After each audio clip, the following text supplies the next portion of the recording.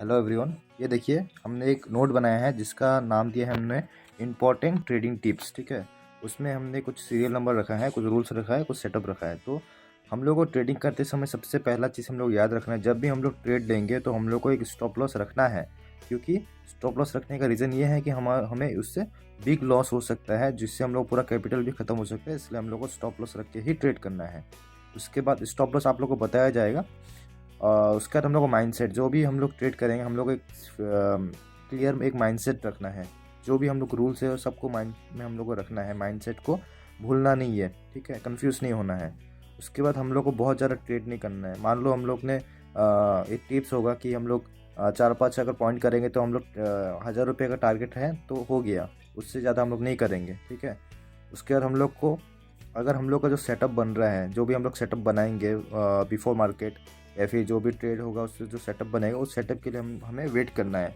Setup को wait करना है, हर बारी में हम लोग ट्रेड नहीं लेना है। और हमें जितना भी हमारा फंड रहेगा, एक से मैक्सिमम 2 लोड होना चाहिए, ज़्यादा नहीं होना चाहिए।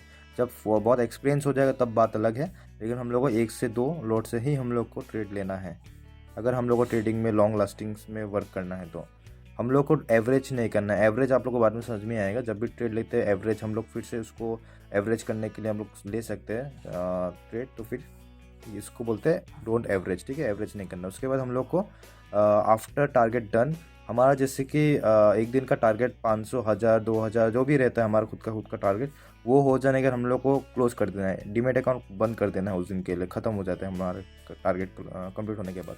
नेक्स्ट हो गया, हम जब भी बिज़ी रहते हैं कभी किसी भी काम पे, या फिर कुछ भी फेस्टिवल हो गया, या फिर कुछ भी एनी एनी कुछ भी हो सकता है, तो उस समय हम लोग को ट्रेड नहीं करना है। ठीक है, उसके बाद कैरी फॉरवर्ड भी आप लोग को पता होगा। हम लोग को नेक्स्ट डे के लिए कैरी फॉरवर्ड जितना हो सके हम लोग को इग्नोर करना है।